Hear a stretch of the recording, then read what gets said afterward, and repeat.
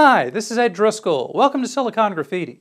We're coming to you in glorious black and white this week as a reminder that despite the hip, sleek, high-tech internet campaign that Senator Barack Obama ran in 2008, President Obama has governed, well, like a boring mid-20th century old fogey.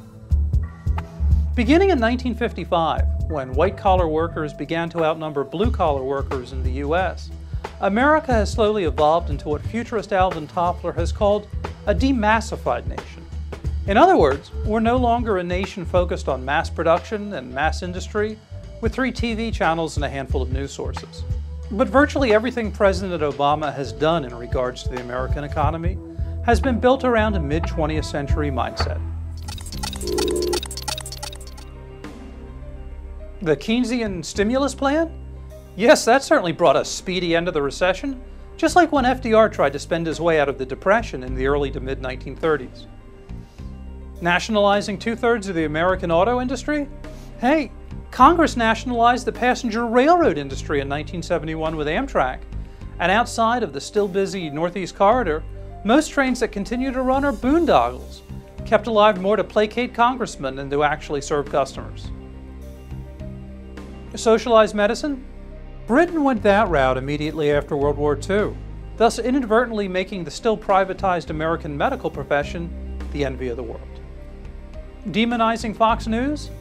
Welcome back to the days of Nixon's enemies list, FDR giving German Iron Crosses to reporters he didn't like, and Woodrow Wilson's brutal crackdown on dissent during World War I. Back in October, the Washington Post ran a headline titled, quote, "Obama sets sight on urban renewal," unquote, paging LBJ and his Great Society, which whole-scale demolished perfectly serviceable neighborhoods and trapped millions of urban poor into high-rise war zones.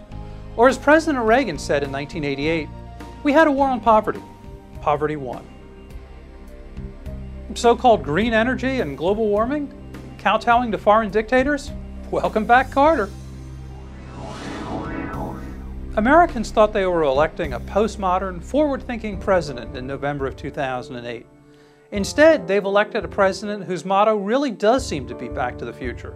A man who makes Harry Truman and Dwight Eisenhower look like cutting-edge guys. And at least Harry and Ike understood the importance of maintaining America's place in the world. We'll be back in the 21st century and in full color in the next edition of Silicon Graffiti.